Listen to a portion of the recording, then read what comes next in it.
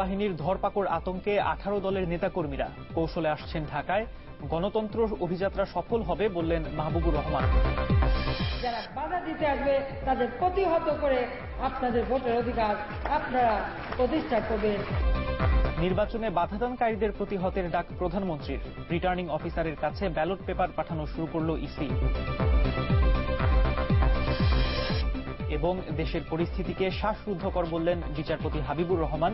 প্রজাতন্ত্রের দায়িত্বে থাকা ব্যক্তিদের লাগামহীন আয় বৃদ্ধিতে সুজনের উদ্বেগ।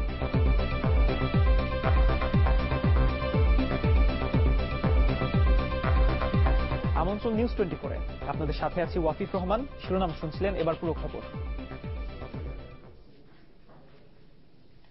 18 দলের ঢাকামুখী গণতন্ত্র অভিযাত্রা কর্মসূচিকে কেন্দ্র করে দেশের বিভিন্ন জায়গা থেকে ঢাকা আসতে শুরু করেছে নেতাকর্মীরা। পুলিশি হয়রানি সহ যে কোনো বাধা এড়াতে বাস, ট্রেন কিংবা ভিন্ন কোনো উপায়ে ছোট ছোট দলে যাত্রা শুরু করেছে তারা। তবে কোথাও কোথাও যৌথ বাহিনীর অভিযানে আটকের ভয়ে গা ঢাকা দিয়েছে অনেক নেতাকর্মী। এরই মধ্যে দেশের বিভিন্ন জায়গায় শতাধিক নেতাকর্মীকে আটকের খবর পাওয়া গেছে। অভিযোগ উঠেছে বিভিন্ন রুটে যান চলাচল বন্ধ করে দেওয়ার।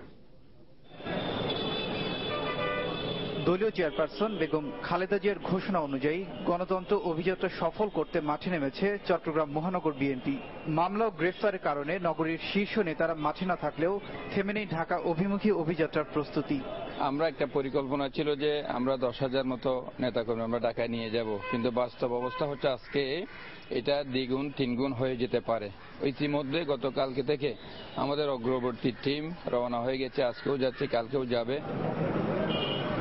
বিএনপি নেতাদের অভিযোগ, গণপরিবহন মালিকদের গাড়ির রিজার্ভ না দিতে নিষেধ করেছে আইন শৃঙ্খলা বাহিনী। চলছে নেতাকর্মীদের বাড়ি বাড়ি তল্লাশি। এই হয়রানির হাত থেকে রেহাই পেতে চট্টগ্রামের মতো খুলনা থেকেও নানা কৌশলে ঢাকা আসছে 18 দলের নেতাকর্মীরা। আমরা পূর্বের অভিজ্ঞতার আলোকেই আমরা কর্মসূচি সাজিয়েছি। সারা বাংলাদেশ থেকে মানুষ ঢাকা আসতে যেতে না পারে, তার জন্য সরকার নিজেই অবরোধ ঘোষণা করেছিল। এবার আমরা আগে থেকেই এটি পূর্বের অভিজ্ঞতার আলোকেই আমাদের কর্মীদেরকে আমরা আগেভাগেই ঢাকায় পৌঁছানোর জন্য নির্দেশ দিয়েছি। রাজশাহীতে পুলিশ কনস্টেবলের মৃত্যুর পর কেন্দ্রীয় নেতা মিজানুর রহমান মিনু ও সিটি মেয়রকে আসামি করে মামলা হয়। গ্রেফতার আতঙ্কে অনেক নেতাকর্মী গা ঢাকা দিয়েছে। একই অবস্থা রংপুরেও। পুলিশি অভিযানে চাঁদপুর, বরিশাল, নোয়াখালী, নারায়ণগঞ্জ, ভোলা, দিনাজপুরে 65 জন এবং চাঁপাইনবাবগঞ্জ, নাটোর ও ফেনীতে যৌথ বাহিনী আটক করেছে অন্তত 21 জনকে। কম বেশি প্রায় একই অবস্থা অন্যান্য জেলা শহরের। এই পরিস্থিতিতে সিলেট সহ বিভিন্ন জায়গা থেকে বিচ্ছিন্নভাবে ঢাকার পথে রওনা হয়েছেন 18 দলের নেতাকর্মীরা। তবে বরিশালে বন্ধ রয়েছে দূরপাল্লার যানবাহন চলাচল। Obaidur Rahman, channel 24। March for ডেমোক্রেসির কর্মসূচিতে বাধা দিয়ে লাভ হবে না। জনগণের স্বতঃস্ফূর্ত অংশগ্রহণেই এই কর্মসূচি সফল করা হবে। সকালে জাসাসের 35তম প্রতিষ্ঠাবার্ষিকী উপলক্ষে বিএনপির প্রতিষ্ঠাতা সাবেক রাষ্ট্রপতি জিয়াউর রহমানের সমাধিতে শ্রদ্ধা জানাবার পর এসব কথা বলেন দলের স্থায়ী কমিটির সদস্য অবসরপ্রাপ্ত লেফটেন্যান্ট জেনারেল মাহবুবুর রহমান। এ সময় তিনি অভিযোগ করেন, 29 ডিসেম্বরের কর্মসূচি বানচাল করতেই রাজধানী ঢাকা সহ দেশের বিভিন্ন জায়গায় নেতাকর্মীদের বাসায় তল্লাশি চালাচ্ছে আইন শৃঙ্খলা বাহিনী। বলেন, আইন শৃঙ্খলা বাহিনীকে নিজেদের স্বার্থে ব্যবহার করছে সরকার। নিরাপত্তার নামে বেগম জিয়াকে অবরুদ্ধ করে রাখার অভিযোগ করেন বিএনপির স্থায়ী কমিটির এই সদস্য। সরকার নিশ্চয়ই বাধাগ্রস্ত করছে। আমাদের এখানে গোটা বাংলাদেশের সব জায়গা থেকে বিপুল লোক সমাগম হওয়ার কথা এবং তারা স্বতঃস্ফূর্তভাবে সাড়া দিচ্ছে, তারা প্রস্তুত হয়ে চলে আসতেছে। রাস্তাতে বাধাপ্রাপ্ত হচ্ছে এবং এখানে লঞ্চ, গাড়ি, ট্রেন সবকিছু বন্ধ হয়ে যাচ্ছে। তার কাছে যেতে পারে না, তার অফিসে লোকজন পৌঁছতে পারে না, যারা যাচ্ছে তাদেরকে ধরে নিয়ে যাচ্ছে। তো নিশ্চয়ই সেই দিক দিয়ে ডাইরেক্টলি অবরুদ্ধ না হলেও আমি মনে করি ইনডাইরেক্টলি অবরুদ্ধ তো বটেই। রাজনৈতিক সহিংসতায় প্রাণ যাচ্ছে পুলিশের, তারপরও তারা জনগণের জানমাল রক্ষায় আইন অনুযায়ী কাজ করে যাবেন বলে জানিয়েছেন পুলিশ মহাপরিদর্শক হাসান মাহমুদ খন্দকার। সকালে রাজারবাগ পুলিশ লাইন মাঠে রাজশাহীতে হাত বোমা বিস্ফোরণে নিহত পুলিশ কনস্টেবল সিদ্ধার্থ চন্দ্র সরকারের শেষ শ্রদ্ধা অনুষ্ঠানে তিনি একথা জানান। এই ঘটনায় 2টি মামলাও দায়ের করেছে পুলিশ। রাজশাহীর সোনাদিঘিতে বৃহস্পতিবার 18 দলের বিক্ষোভ মিছিল শেষে ফেরার পথে পুলিশের ওপর হামলা চালায় বিক্ষোভকারীরা। এতে গুরুতর আহত হন 5 পুলিশ। তাদেরই একজন 22 বছরের কনস্টেবল সিদ্ধার্থ চন্দ্র সরকার। উন্নত চিকিৎসার জন্য তাকে এয়ার অ্যাম্বুলেন্সে সিএমএইচে এনেও শেষ রক্ষা হয়নি, মারা যান সিদ্ধার্থ। আর সে কারণেই শুক্রবার একদম ভিন্নভাবে আসে তার নিথর মরদেহ রাজারবাগ পুলিশ লাইন্স মাঠে। ধর্মীয় আনুষ্ঠানিকতা শেষে উচ্চপদস্থ সতীর্থদের ফুলেল সম্মানে সিক্ত হন কনস্টেবল সিদ্ধার্থ। পুলিশ মহাপরিদর্শক জানান, পুলিশ তাদের দায়িত্ব পালনে থাকবে অটল অবিচল। আমরা এই ধরনের আত্মত্যাগের মাধ্যমে জাতিকে জানাতে চাই যে আমরা জনস্বার্থকে সমুন্নত রেখে আমাদের উপর অর্পিত দায়িত্ব আইনানুগভাবে পালন করে যাচ্ছি এবং ভবিষ্যতেও করব। নিহতের স্বজনেরা জানালেন, মরদেহ নিয়ে যাওয়া হবে রংপুরের নিজ গ্রামে। এদিকে এই ঘটনায় বিএনপির যুগ্ম মহাসচিব মিজানুর রহমান মিনু ও সিটি মেয়র মোসাদ্দেক হোসেন বুলবুল সহ 87 জনের নাম উল্লেখ করে 437 জনের বিরুদ্ধে 2টি মামলা দায়ের করেছে বোয়ালিয়া থানা পুলিশ। রাফেজ সাদ্দান আদেল, চ্যানেল 24, ঢাকা। 71-এর পাকিস্তানি হানাদার বাহিনীর মতোই বিএনপি নেতা মানুষ হত্যা করছেন বলে অভিযোগ করেন প্রধানমন্ত্রী শেখ হাসিনা। বলেন, মানুষ পোড়ানোর গন্ধ তার ভালো লাগে বলেই আন্দোলনের নামে দেশে ধ্বংসযজ্ঞ চালাচ্ছেন বিরোধী দলীয় নেতা। গোপালগঞ্জের কোটালীপাড়ায় এক কর্মী সভায় এমন অভিযোগ করেন তিনি। বিএনপি নেতা পাকিস্তানের নিন্দা প্রস্তাবে নয়, মূলত কাদের মোল্লার ফাঁসির ঘটনায় মর্মাহত বলেও মন্তব্য করেন প্রধানমন্ত্রী। এ সময় সবাইকে আহ্বান জানান বিএনপির মিথ্যাচারে বিভ্রান্ত না হওয়ার। 5 জানুয়ারি যারা নির্বাচনে বাধা দিতে আসবে তাদের প্রতিহত করে দেশবাসীর কাছে ভোটাধিকার প্রয়োগের আহ্বানও জানান প্রধানমন্ত্রী শেখ হাসিনা।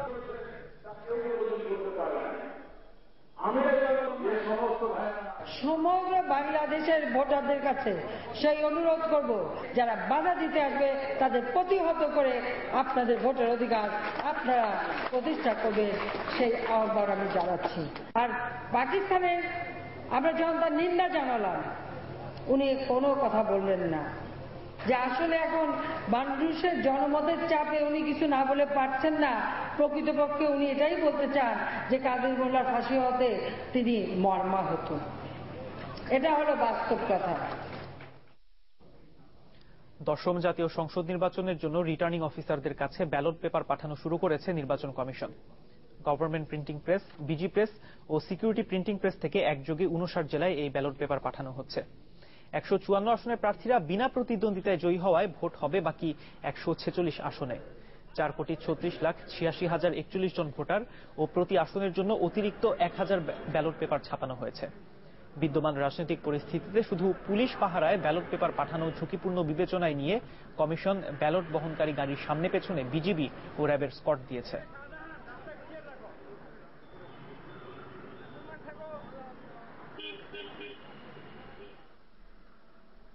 নিরাপত্তা ব্যবস্থা আছে, এখানে প্রতি জেলা থেকে 15 জন করে স্কট নিয়ে এসেছে এবং সেন্ট্রালি এখান থেকে নিরাপত্তার ব্যবস্থা করা হয়েছে। হ্যাঁ, সামনে পিছনে বিজিবি মানে আমাদের রুট করা আছে, এখানে বিভিন্ন রুটে 4-5টা জেলা মিলে একটা রুট করা আছে, সেই রুটে একসাথে তার সবাই যাবে সেইভাবে নির্দেশনা দেওয়া হয়েছে। দেশের চলমান পরিস্থিতিকে শ্বাসরুদ্ধকর বললেন সাবেক তত্ত্বাবধায়ক সরকারের প্রধান উপদেষ্টা বিচারপতি হাবিবুর রহমান। আজ সাম্প্রতিক মানবাধিকার পরিস্থিতি নিয়ে আলোচনা সভায় বিচারপতি হাবিবুর রহমান বলেন, সাধারণ মানুষের দুর্ভোগ দুর্দশা অসহনীয় অবস্থায় পৌঁছেছে। সভায় অন্য বক্তারা চলমান সহিংসতাকে সন্ত্রাসী কর্মকাণ্ড উল্লেখ করে তা অবিলম্বে বন্ধের দাবি জানান। জাতীয় মানবাধিকার কমিশনের আয়োজনে সাম্প্রতিক মানবাধিকার পরিস্থিতি নিয়ে আলোচনা সভায় বিচারপতি হাবিবুর রহমান বলেন, ভোটের অধিকার আর মানবাধিকারের চেয়েও গুরুত্বপূর্ণ জীবন ধারণের অধিকার। এখন যে অচল অবস্থা আর সহিংসতা দেশে চলছে তার সমাধান নিজেও বুঝতে পারছেন না উল্লেখ করে তিনি বলেন, অবস্থা অসহনীয়। খুব বিশ্বে একটা শ্বাসরুদ্ধকর অবস্থায় আমরা দাঁড়িয়েছি। আমরা দোষারোপ করতে চাই না রাজনীতিতে, যান বাঁচানো ফরজ, সেই ফরজটাকে আমরা আদায় করতে পারছি না। আমরা যারা শিক্ষিত, তুলনামূলকভাবে বিত্তবান, এটা আমাদের স্পর্শ করছে না, কিন্তু যারা খেয়ে থাকতে হয়, যারা নিম্নবিত্ত, যারা গরিব, তাদের উপরে সবচেয়ে খর্বটা পড়ে। আলোচনায় অংশ নেওয়া অন্য বক্তারা বলেন, গণতন্ত্রের পথে যাত্রা কখনো অগণতান্ত্রিক উপায় হতে পারে না। যে সন্ত্রাসী রাজনীতির আগুনে পুড়ছে দেশ, অবিলম্বে তা বন্ধের আহ্বান বক্তাদের। Terrorism and terroristic acts must be wiped out, must be dealt with, must be combated. সন্ত্রাসী রাজনীতি বা রাজনীতির নামে যে সন্ত্রাসী কর্মকাণ্ড চলছে বন্ধ করতে হবে। Terrorism and another is corruption. These are the main enemies to democracy and stability. এছাড়া যুদ্ধাপরাধীদের বিচারে বিদেশি বন্ধুদের সহায়তার পাশাপাশি একটি আন্তর্জাতিক ঐক্য গড়ে তোলার আহ্বানও জানান বক্তারা। সরোয়ার সুমন, চ্যানেল 24, ঢাকা। গত 5 বছরে প্রজাতন্ত্রের দায়িত্বে ছিলেন এমন 48 জনের গড় আয় বেড়েছে প্রায় 6 গুণ, আর সম্পদ বেড়েছে 4 গুণের মতো। সকালে ঢাকা রিপোর্টার্স ইউনিটিতে এক সংবাদ সম্মেলনে রাষ্ট্রের গুরুত্বপূর্ণ ব্যক্তিদের আয় ও সম্পদের এই হিসাব তুলে ধরে সুশাসনের জন্য নাগরিক সুজন। এ সময় বিশিষ্ট আইনজীবী শাহদিন মালিক বলেন, গুরুত্বপূর্ণ এসব ব্যক্তির আয় ও সম্পদের এই বৃদ্ধি সংবিধান লঙ্ঘনের শামিল।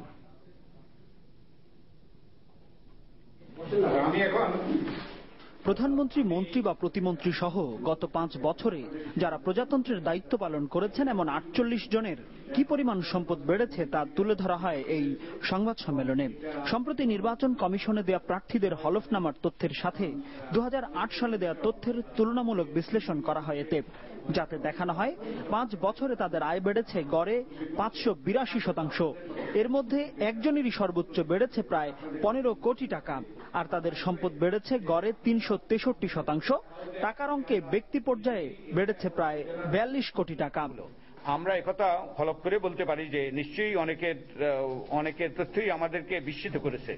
নির্বাচনের পূর্বে অনেক প্রতিশ্রুতি দিলেও অনেকেই এমপি মন্ত্রী হয়ে তা ভুলে যান। কেউ কেউ মনে হয় আলাদিনের চেরাগ হাতে পেয়ে যান, অথচ সাধারণ জনগণের প্রত্যাশা তাদের নির্বাচিত প্রতিনিধিরা জনস্বার্থে কাজ করুক। সংবিধান বিশেষজ্ঞ ডক্টর শাহদিন মালিক মনে করেন, সাংবিধানিকভাবেই প্রজাতন্ত্রের দায়িত্বে থাকা ব্যক্তিদের এমন আয়ের কোনো সুযোগ নেই। আপনি মন্ত্রী হয়েছেন, আপনি মৎস্য চাষও করতে পারবেন না, মুরগি চাষও করতে পারবেন না, হাতি চাষও করতে পারবেন না। অতএব এটা আপনি মন্ত্রী, ওই শর্তে আপনি মন্ত্রী হবেন, কারণ এটা সাংবিধানিক যখন শপথ দিচ্ছেন, সংবিধান বলছে যে এটা শর্ত মেনে আপনাকে মন্ত্রী হতে হবে।